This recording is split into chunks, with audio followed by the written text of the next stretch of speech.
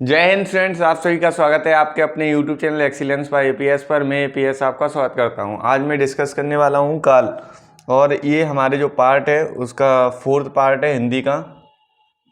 इससे पहले part 1, part 2 और पार्ट 3 में डिस्कस कर चुका हूं। ये जो है वो पार्ट 4 है और यहाँ पर हम डिस्कस करने वाले हैं वो काल। क्या डिस्कस करेंगे? काल। काल सामान्यतः 3 प्रकार के होते हैं। एक होता है वर्तमान काल, भूतकाल और भविष्यकाल। आइए इनको समझ लेते हैं। सबसे पहला है भूतकाल। कौन सा काल? भूतकाल। दूसरा है वर्तमान काल, वर्तमान काल। फिर उसके बाद है भविष्य काल। ये 3 प्रकार के काल होते हैं, ठीक है। क्वेश्चन बस सामान्यतः यहाँ पे एग्जाम्पल दिया रहता है और उससे पूछा जाता है कि ये जो सेंटेंस है वो किस काल का जो है ना एग्जाम्पल है। क्रिया का वह रूप जिससे कार्य के संपन्न होने का समय ज्ञात होता है उसे हम क्या कहते हैं? काल कहते हैं। काल सामान्यतः 3 प्रकार के होते हैं: भूतकाल, वर्तमान काल, भविष्य काल। भूतकाल क्रिया के जिस रूप से भूत या अतीत में क्रियाएं संपन्न होने का बोध होता है उसे हम भूतकाल कहते हैं। आपने देखा होगा जो भूतकाल यानी कि जो काम आप पहले कर चुके हैं वो भूतकाल में आता है। जो काम अभी हम कर रहे हैं वो यानी कि वर्तमान काल में, और जो करने वाले हैं वो भविष्य काल में आता है। आइए फिर यहाँ पे एग्जाम्पल दे रखे हैं। गीता गई, गीता गई थी, गीता गई है, गीता जाती थी, गीता गई होगी, गीता जाती है। ये सभी किसके एग्जाम्पल हैं? भूतकाल के। किसके हैं? भूतकाल के। नेक्स्ट,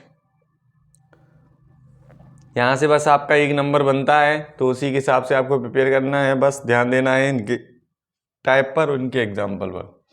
हिंदी में भूतकाल के निम्नलिखित 6 भेद होते हैं: सामान्य भूत, आसन्न भूत, पूर्ण भूत, संदिग्ध भूत, अपूर्ण भूत, हेतुमत भूत। उसने पत्र लिखा, ये सामान्य भूत है। उसने पत्र लिखा है, आसन्न भूत है। उसने पत्र लिखा था, पूर्ण भूत है। उसने पत्र लिखा होगा, संदिग्ध है। वह पत्र लिख रहा था, अपूर्ण भूत है। यदि उसने पत्र लिखा होता तो मैं अवश्य आता, ये हेतुमत भूत काल है, ठीक है। फिर इसके बाद आते हैं वर्तमान काल। क्रिया के जिस रूप से कार्य का वर्तमान काल में होना पाया जाए उसे ही हम वर्तमान काल कहते हैं। जैसे हरी पुस्तक पढ़ता है, मोहन खाना खाता होगा, लड़की सो रही है। ये जो काम है वो कंटिन्यू चल रहा है, इसीलिए इसे हम कहते हैं वर्तमान काल। क्या कहते हैं? वर्तमान काल। हिंदी में वर्तमान काल के निम्नलिखित 3 भेद होते हैं। कितने भेद होते हैं? 3। सामान्य वर्तमान काल, जैसे मैं कपड़े सिलता हूँ। संदिग्ध वर्तमान काल, सुमन आ रही है। अपूर्ण वर्तमान काल, जैसे सुमन आती होगी। ये किसके एग्जाम्पल हैं? ये आपके हैं मतलब वर्तमान काल के।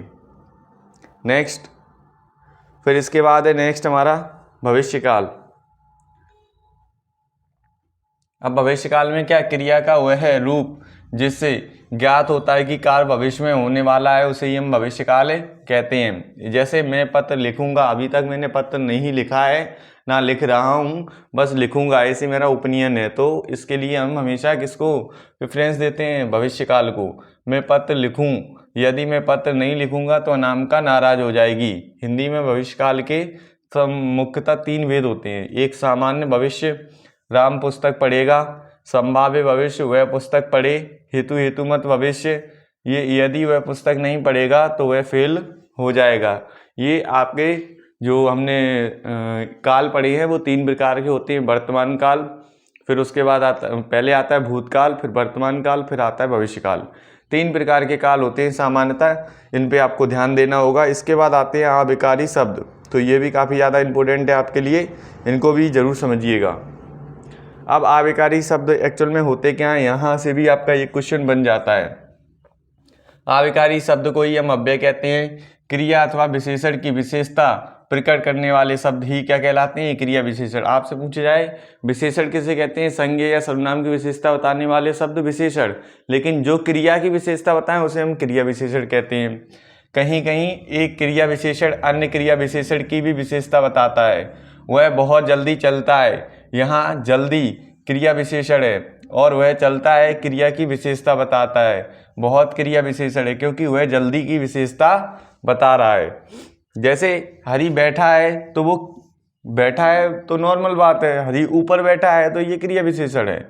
मृणाल की यातायात मृत्यु हो गई, यहाँ पे यातायात और जल्दी जल्दी क्या है, क्रिया विशेषण के एग्जाम्पल है। कुछ शब्द दे रखे हैं यहाँ पे ऊपर, यातायात, जल्दी जल्दी, ये क्रिया विशेषण के उदाहरण हैं। सामान्यतः फिर क्वेश्चन बनता है कि क्रिया विशेषण के कितने टाइप होते हैं।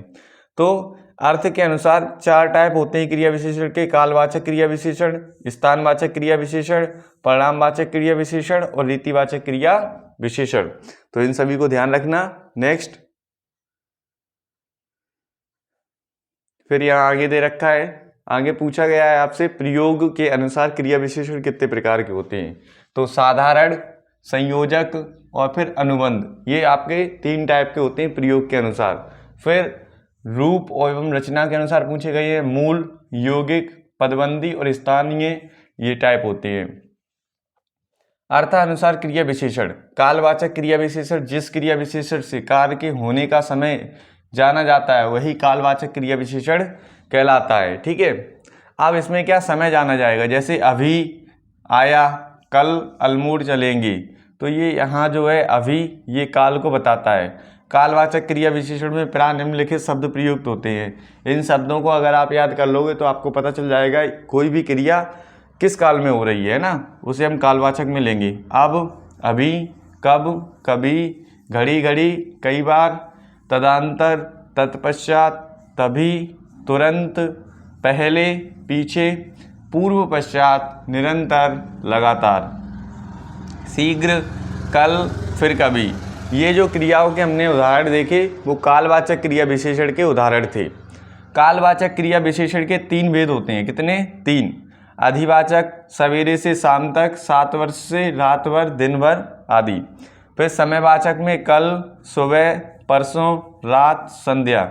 इनको बस आपको पढ़ना है, पढ़ने से ही आपका क्वेश्चन इसमें से बन जाएगा। सामान्यतः काल के प्रकार पूछे जाते हैं, उनके उदाहरण पूछे जाते हैं बस। ठीक है, और क्रिया विशेषण में कोई शब्द होता है, उसमें सेंटेंस दिया होगा, उसमें पूछा जाएगा निम्न में से क्रिया विशेषण क्या है, तो आप बता देना। जो विशेषता बताता है क्रिया की वो क्रिया विशेषण होता है। सूचक यानी बहुधा, प्रहा, अक्सर, रोज रोज, प्रतिदिन, बार बार, पुनः और फिर आदि। फिर नेक्स्ट हमें यहाँ दे रखा है स्थानवाचक क्रिया विशेषण, तो इसको भी समझ लेते हैं। यहाँ पे क्या होगा, स्थान का जो है ना बोध कराया जाएगा।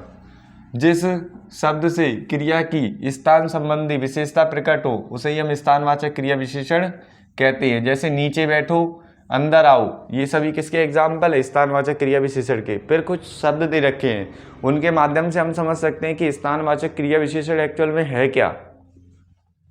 जैसे वहाँ, यहाँ, कितनी दूर तक, भीतर, नीचे, पास, अन्यत्र, बाहर, जहाँ, वहाँ, कहाँ, ऊपर, किधर, इधर, उधर, दाएं, बाएं, उस ओर और इस ओर, ये किसके एग्जाम्पल हैं, स्थानवाचक क्रिया विशेषण के। फिर नीचे स्थानवाचक क्रिया विशेषण के 3 भेद बताए गए हैं। स्थितिवाचक, ये स्थिति को बताएंगे, नीचे, ऊपर, यहाँ, वहाँ, भीतर, बाहर, ये स्थिति को बताते हैं। फिर दिशा को बताने वाले, इस तरफ, उस तरफ, दाएं, बाएं, इधर, उधर आदि। फिर विस्तारवाचक क्रिया विशेषण है, मथुरा से आगरा तक, यहाँ से वहाँ तक, ये विस्तारवाचक क्रिया विशेषण में आ जाते हैं। फिर है आपका परिणामवाचक क्रिया विशेषण, जिस क्रिया विशेषण से क्रिया का परिणाम यानी कि नाप तौल ज्ञात हो वह परिणामवाचक क्रिया विशेषण कहलाता है। जैसे जितना चाहो उतना खाओ, कम बोल तो वह कम बोलता है। परिणामवाचक क्रिया विशेषण प्रहा ये शब्द प्रयुक्त होते हैं, जैसे कम है, अधिक है, जितना है, उतना, जरा, थोड़ा, अति और अत्यंत, बहुत, कुछ, पर्याप्त, बूंद बूंद, थोड़ा थोड़ा, अल्प, केवल, सर्वथा, लगभग, प्रहा। इसमें से कुछ शब्द हम रोजाना यूज़ करते हैं, जैसे हमें और अधिक नहीं पढ़ना, ऐसे कह सकते हैं। हमें और अधिक पढ़ना है, हम कम बोलते हैं, ऐसे करके। थोड़ी सी पेन देना, थोड़ी सी किताब देना, बोल ही देते हैं पर एक्चुअल में जो बोलना है वो गलत होता है। जरा इधर आओ, तो ये शब्द हम रोजाना डेली लाइफ में यूज़ करते हैं। ये किसके एग्जाम्पल है, परिणामवाचक क्रिया विशेषण के एग्जाम्पल हैं। नेक्स्ट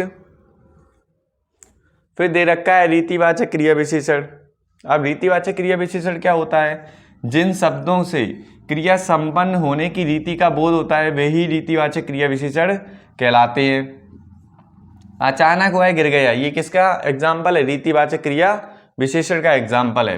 रीतिवाचक क्रिया विशेषण में प्रयुक्त होने वाले शब्द निम्नलिखित प्रकार के होते हैं, जैसे सचमुच, ठीक, वास्तव में, अवश्य, निसंदेह, बेशक आदि, ये सभी इसके ही एग्जाम्पल हैं। नेक्स्ट, फिर यहाँ आपको अनिश्चय में दे रखे हैं, अनिश्चयवाचक में जो है ना शब्द कौन कौन से आते हैं? तो शायद, संभव है, कदाचित, बहुत, करके आदि। फिर इसके प्रकार है एकाएक, यथा, तथा, धड़ाधड़, ध्यानपूर्वक, शीघ्रता से, आप ही आप, झटपट, जैसे तैसे, मन से, सुखपूर्वक, सहसा, अचानक आदि। फिर आते हैं स्वीकार में, हाँ, ठीक है, जब हम कोई चीज को स्वीकार करते हैं तो ये शब्द प्रयोग करते हैं, सच, जी, जरूर। फिर हेतु के लिए अतएव, किस लिए, क्योंकि। निषेध के लिए ना, नहीं, मत, कभी नहीं, कदीप नहीं। फिर प्रश्न के लिए कोई काम क्यों, कैसे, कब। आकस्मिक के लिए अचानक, सहसा। अवधारणा के लिए तक, भर, तो ही, भी, मात्र।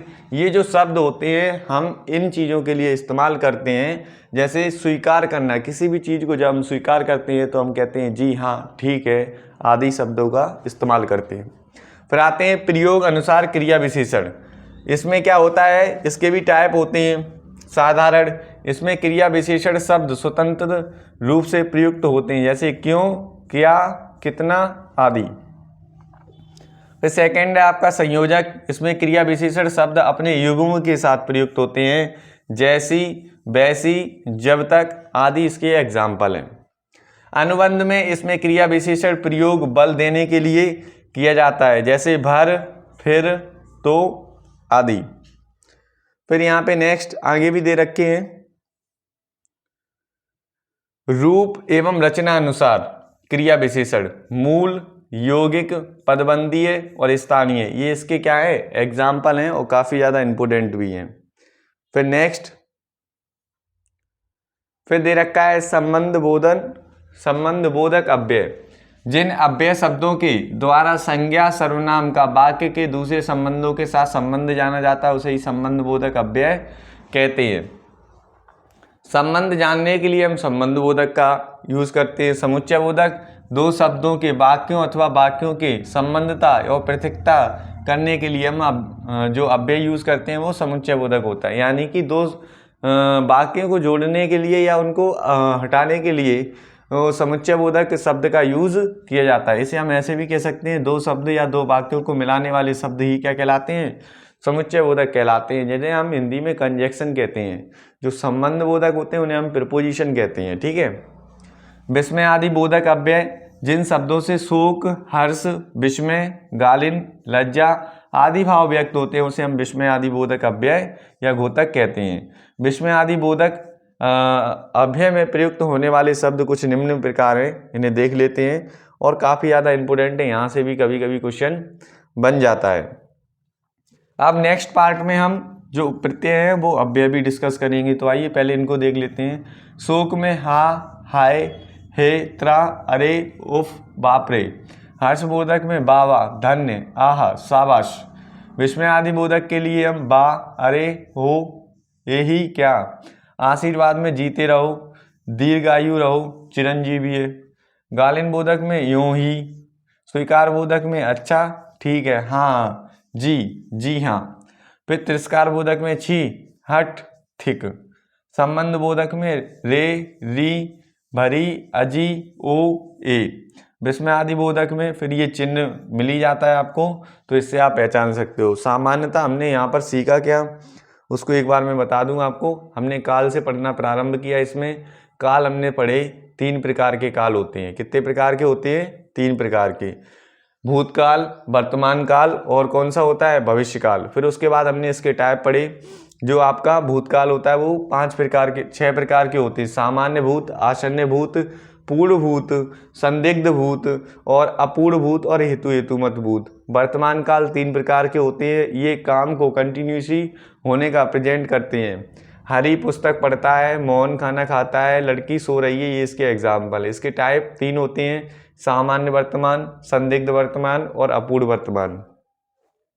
फिर हमने पढ़ा भविष्यकाल, क्रिया के जो किसी भी काम के भविष्य में होने की जो जानकारी देता है उसे ही हम भविष्यकाल कहते हैं। और इसके भी 3 टाइप होते हैं, सामान्य भविष्य, संभाव्य भविष्य और हेतुमत भविष्य। फिर हमने सीखा क्रिया विशेषण किसे कहते हैं। क्रिया विशेषण हम जो क्रिया की विशेषता बताने वाले शब्द होते हैं उसे हम क्रिया विशेषण कहते हैं। तो इसके भी हमने टाइप पढ़े यहाँ पे। अर्थ के अनुसार कालवाचक क्रिया विशेषण, स्थानवाचक क्रिया विशेषण, परिणामवाचक क्रिया विशेषण, रीतिवाचक क्रिया विशेषण। फिर हमने इनके यहाँ पर टाइप भी देखे।